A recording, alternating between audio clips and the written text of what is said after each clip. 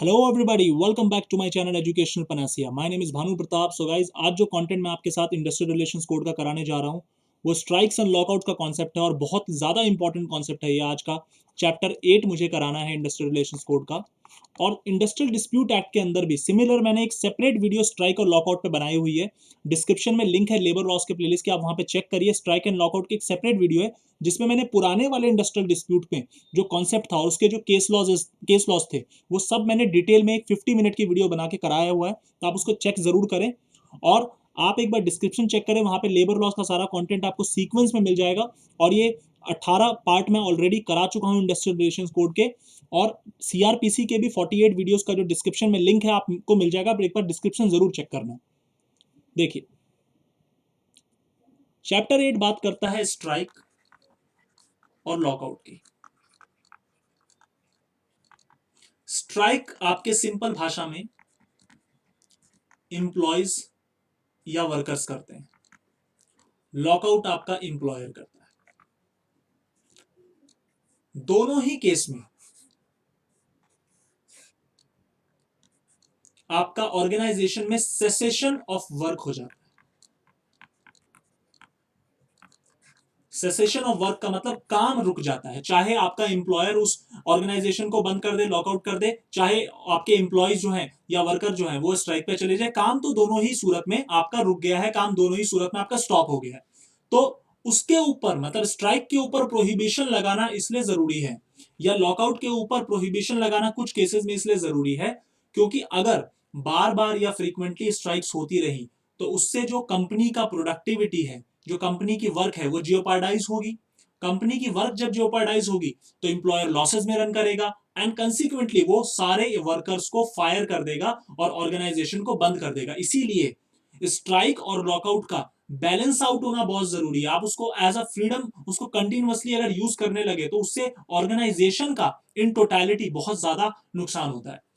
तो उसके ऊपर हम करने जा रहे हैं सबसे पहले section 62, prohibition of strike and lockout. मैं इसको लाइन बाय लाइन आपको कराता हूं। देखिए, सबसेक्शन 1 कहता है कि no person in breach of contract in working in the establishment shall go on strike. सबसे पहला एबीसीडी करवा रहा हूं मैं क्योंकि वो लॉकआउट पे भी सेम रूल अप्लाई हो जाएगा जो मैं आपको बताऊंगा अभी एबीसीडी में। सबसेक्शन 2 में लॉकआउट पे as it is word by word same rule apply हो जाएगा। सबसे पहला, विदाउट, क्योंकि स्ट्राइक की बात है तो नोटिस हम एम्प्लॉयर को देंगे, लॉकआउट होगा तो नोटिस एम्प्लॉय को दिया जाएगा। Without giving notice of strike to employer within 60 days before strike. ABCD करके करा रहा हूं। सबसेक्शन 1 में स्ट्राइक की बातें हैं, सबसेक्शन 2 में लॉकआउट की बातें।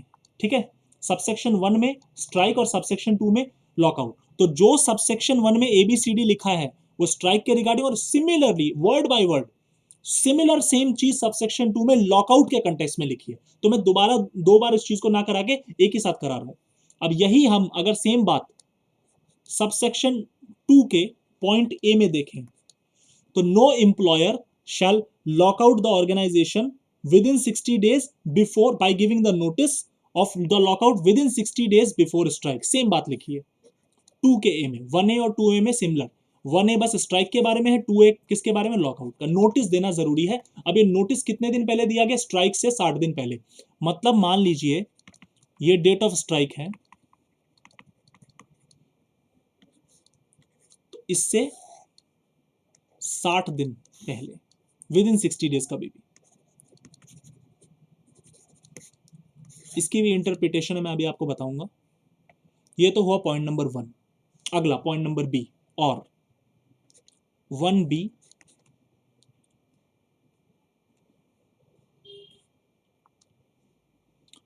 With in 14 days of giving such notice. मतलब कि जिस भी पॉइंट पे नोटिस सर्व किया ना, यहां से 14 दिन तक तो आप स्ट्राइक नहीं कर सकते। 1B सबसेक्शन 1 आपका स्ट्राइक के रिगार्डिंग है, सबसेक्शन 2 जब बोलूंगा तो लॉकआउट के रिगार्डिंग है। लॉकआउट इंप्लॉयर करता है, स्ट्राइक इंप्लॉइज या वर्कर करते हैं, आपको ध्यान रखना है। तो सिमिलर म्यूटेटिस मिटेंडिस करा रहा हूं कॉन्सेप्ट का, सिमिलर सेम कॉन्सेप्ट है। एक कॉन्सेप्ट सबसेक्शन 1 स्ट्राइक का बोलता है और सबसेक्शन 2 आपके लॉकआउट का बोलता है, ध्यान रखना, ठीक है। With in 14 days of giving such notice, वो जो नोटिस हम दे रहे हैं चाहे वो स्ट्राइक का हो चाहे लॉकआउट का हो, उसके 14 दिन के भीतर तो आप 14 दिन तक तो आप स्ट्राइक नहीं करोगे, ये बात ध्यान रखना। 2B के अंदर सेम बात लिखी है। 1B में जो बात है वो आपके स्ट्राइक के रिगार्डिंग है, और 2B में जो बात है सिमिलर नोट लॉकआउट के रिगार्डिंग है। दोबारा बता रहा हूं, लॉकआउट इंप्लॉयर करता है, स्ट्राइक वर्कर और इंप्लॉय करते हैं। चलिए 1C,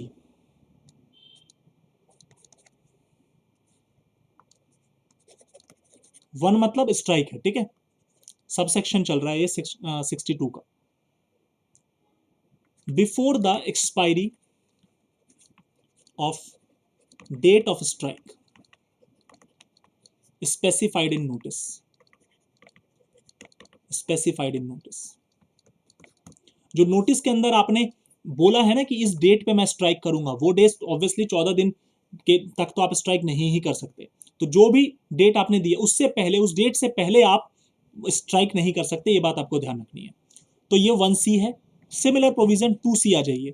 1C अगर स्ट्राइक के बारे में है तो 2C किसके बारे में होगा, लॉकआउट के बारे में, कि जो डेट आपने लॉकआउट की मेंशन करी है आप उससे पहले लॉकआउट नहीं कर सकते। Now 1D, during pendency of conciliation proceedings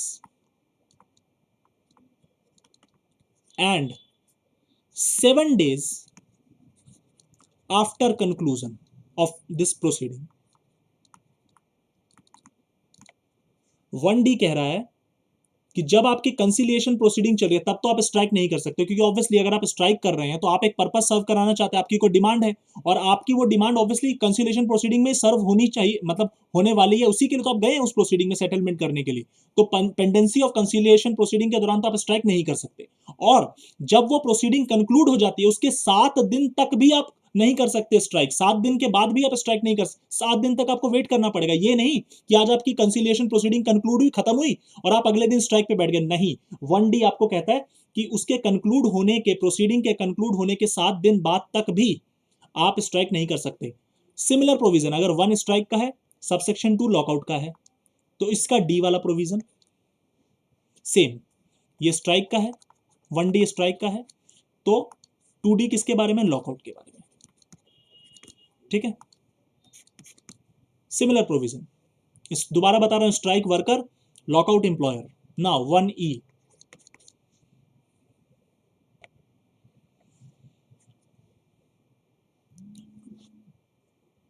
during the pendency before tribunal और नेशनल इंडस्ट्रियल ट्रिब्यूनल प्रोसीडिंग आपकी, एंड 60 डेज, अब ये 7 नहीं है, ध्यान रखना, 60 डेज आफ्टर कंक्लूजन। मतलब कि अगर आपका मैटर ट्रिब्यूनल में चल रहा है या फिर नेशनल इंडस्ट्रियल ट्रिब्यूनल में चल रहा है तो उसकी पेंडेंसी के दौरान तो आप स्ट्राइक नहीं कर सकते। सबसेक्शन 1E आप पे प्रोहिबिशन लगाता है सेक्शन 62 का, और उसके 60 दिन, उसके कंक्लूड होने के 60 दिन बाद तक भी आप स्ट्राइक नहीं कर सकते, क्योंकि पर्पस क्या है आपका स्ट्राइक का, कि आप अपनी डिमांड पूरी करना चाहते हैं ना, आपका कोई डिस्प्यूट आप उसको सेटल करना चाहते हैं। तो इसी वजह से ये रिस्ट्रिक्शन, ये प्रोहिबिशन लगाई गई है।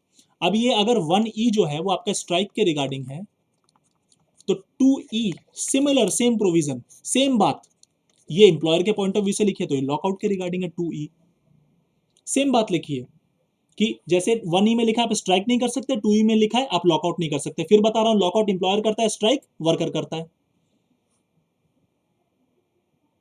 नाउ 1F,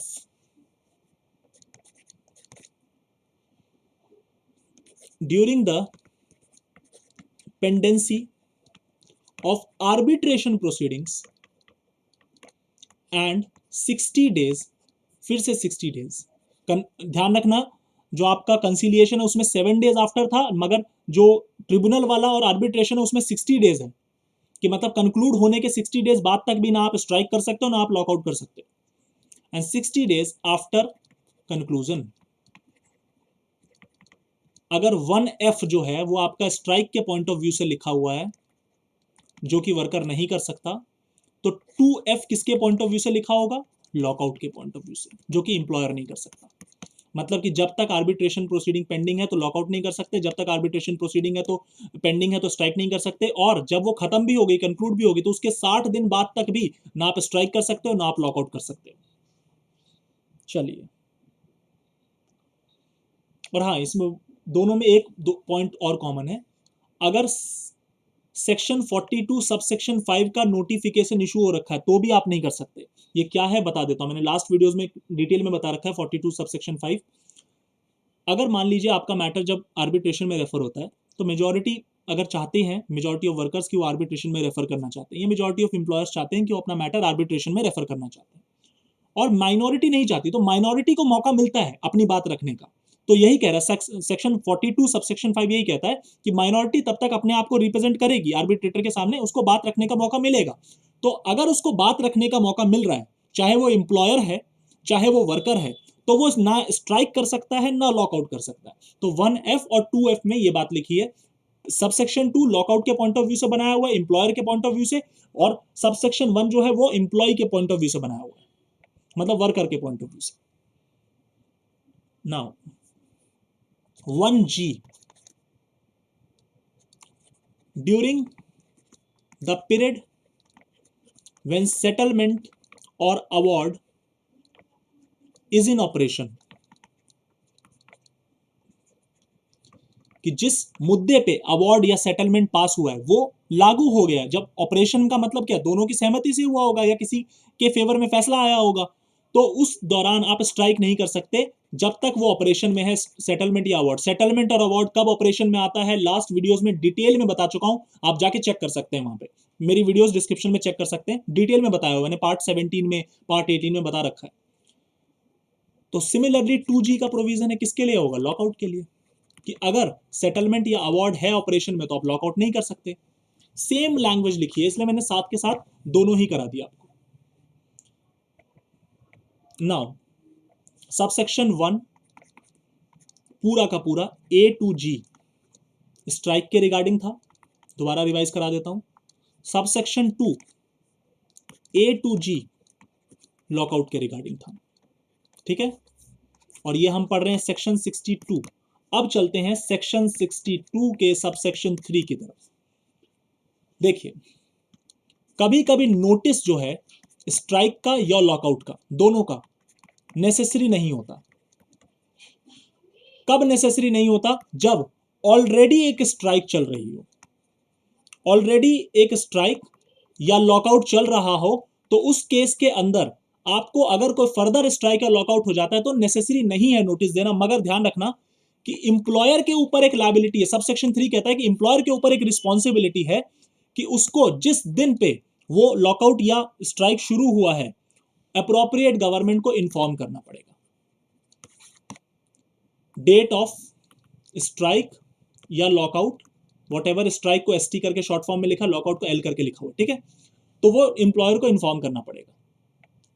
नोटिस देना नेसेसरी नहीं है क्योंकि ऑलरेडी चल रही थी स्ट्राइक। नाउ सबसेक्शन 4 और 4 और 5 इनफैक्ट सेम ही है। नोटिस जो है जिसकी हमने बात करी सबसेक्शन 4 में, मतलब जिसकी हमने स्ट्राइक सबसेक्शन 1 में बात करी, मतलब स्ट्राइक के रिगार्डिंग वाला नोटिस सबसेक्शन 4 में, और लॉकआउट के रिगार्डिंग वाला नोटिस मतलब सबसेक्शन 2 वाला नोटिस, ये कितने लोगों के द्वारा दिया जाएगा, बाय हाउ मेनी पर्संस, तो ये रूल में प्रिस्क्राइब होगा। अभी मेंशन नहीं है लेकिन ये रूल में गवर्नमेंट प्रिस्क्राइब कर देगी। Now last subsection of section 62, let suppose कि इंप्लॉयर को सबसेक्शन 1 का नोटिस रिसीव होता है।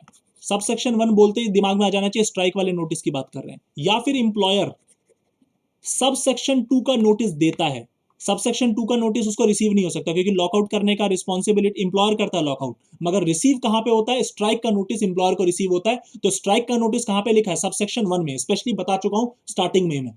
तो अगर चाहे वो रिसीव होता है चाहे वो खुद देता है नोटिस, तो उस केस के अंदर ये नोटिस देने के विद इन 5 डेज, चाहे वो सबसेक्शन 1 का नोटिस हो, चाहे वो स्ट्राइक का नोटिस हो, चाहे वो सबसेक्शन 2 मतलब लॉकआउट का नोटिस उसने दिया हो, विद इन 5 डेज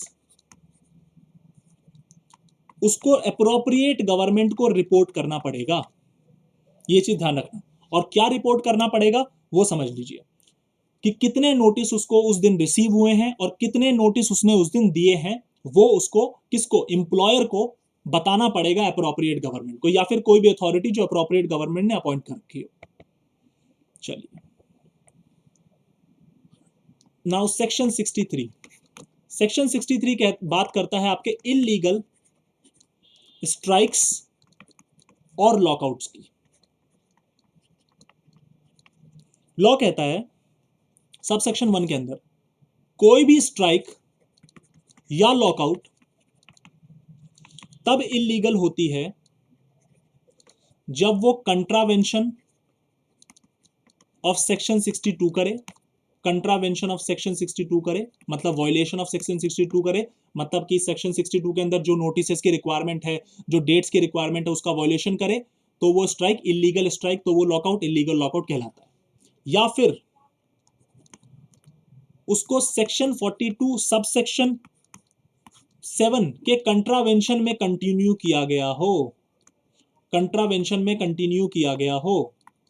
अब ये सेक्शन 42 सबसेक्शन 7 क्या है भाई साहब, तो देखिए जो 42 सबसेक्शन 5 के अंदर जो आपको मौका मिलता है, जो माइनॉरिटी पर्संस को जो आर्बिट्रेशन में अपना मैटर रेफर नहीं करना चाहते उनको जो मौका मिलता है 42 सबसेक्शन 5 में, तो वो अपनी जो बात रखते हैं, तो 42 सबसेक्शन 7 में उसके रिगार्डिंग जो फैसला आता है वो फैसला उसके रिगार्डिंग आ जाता है। और लॉ कहता है 42 सबसेक्शन 7 जो है वो इनफैक्ट एक तरीके का प्रोहिबिशन लगाता है कि जो फैसला आने वाला है 42 सबसेक्शन 5 में, 42 सबसेक्शन 7 एक प्रोहिबिशन लगाता है कि उस दौरान ड्यूरिंग द पेंडेंसी आप कोई भी स्ट्राइक या लॉकआउट नहीं कर सकते। तो अगर आप वो चीज करते हैं, आपने उसको वॉयलेट कर लिया, आपने उसको कंट्रावीन कर लिया, तो आपका स्ट्राइक या फिर आपका लॉकआउट क्या कहलाएगा, उसका स्टेटस क्या होगा, उसका स्टेटस हो जाएगा इलीगल।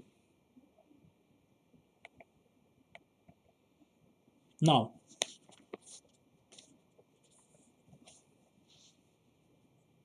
सबसेक्शन 2 देखिए, अगर एक स्ट्राइक या लॉकआउट ऑलरेडी कमेंस्ड है मतलब ऑलरेडी स्टार्ट हो चुका है,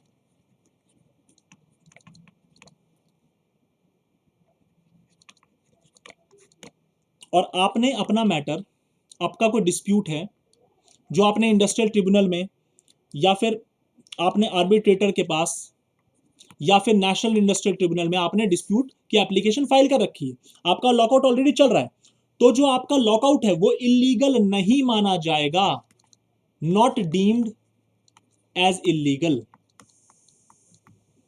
ये चीज ध्यान रखना, ये इंपॉर्टेंट पॉइंट आपको एमसीक्यू में घुमा के आ जाएगा कि एक स्ट्राइक जो है या एक लॉकआउट है जो ऑलरेडी बिगन हो चुका है, और उसके बाद आपने जिस टाइम पे आप एप्लीकेशन फाइल करें तो उस टाइम पे स्ट्राइक ऑलरेडी चल रही थी, तो आपने एप्लीकेशन फाइल करी, तो क्या आपका जो ऑलरेडी वाला लॉकआउट या स्ट्राइक है क्या उसको इलीगल माना जाएगा, लीगल माना जाएगा? तो लॉ कहता है कि उसको इलीगल नहीं माना जाएगा, मगर एक चीज ध्यान रखना कि वो जो स्ट्राइक है जो ऑलरेडी शुरू हुई है वो sub section 7 of the section 42 के कंट्रावेंशन में ना हुई हो। मतलब कि अगर पहले से प्रोहिबिशन था कि आप नहीं कर सकते थे और आपने फिर भी कर दिया, तो वो जो पुरानी वाली ऑलरेडी स्ट्राइक चालू है वो इलीगल कहलाएगी, अदर देन दैट वो इलीगल नहीं कहलाएगी। ये सबसेक्शन 2 में लिखा है। चलिए सबसेक्शन 3,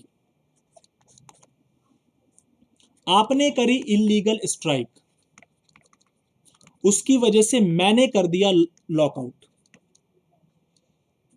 आपने एक इलीगल स्ट्राइक करी जिसकी वजह से मैं गुस्सा हो गया, मैं एम्प्लॉयर हूं, मैंने लॉकआउट कर दिया, तो ये इलीगल नहीं कहलाएगा। चलिए आपने कर दिया एक इलीगल लॉकआउट, मतलब एम्प्लॉयर ने कर दिया इलीगल लॉकआउट जिससे गुस्सा होके एम्प्लॉयज चले गए स्ट्राइक पे, तो क्या इलीगल कहलाएगा? नहीं। लॉजिक समझना, यहाँ पे कोई एक ही चीज इलीगल है। आपने इलीगल स्ट्राइक करी, मैं भड़क के लॉकआउट मार दिया, लॉ कहता नॉट इलीगल। आपने इलीगल लॉकआउट किया, मैं भड़क के मैंने स्ट्राइक मार दिया, लॉ कहता नॉट इलीगल।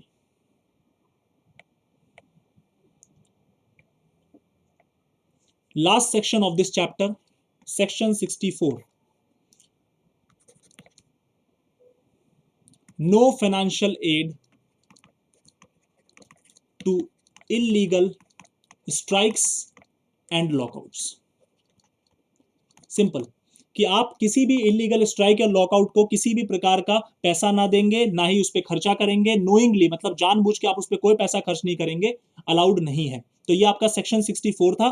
चैप्टर नंबर 8 आपका फिनिश हो गया इंडस्ट्रियल रिलेशन कोड का, और एक सब्सटैंशियल पोर्शन फिनिश हो चुका है। अब बस 2 इंपॉर्टेंट चैप्टर आपके रह गए हैं, जिसके बाद इसका जो मेन सब्सटेंस है इस कानून का वो पूरा खत्म हो जाएगा। तो thank you so much guys for giving a precious time to me. Thank you very much, और मेरे कंटेंट को देखते रहें। Thank you so much.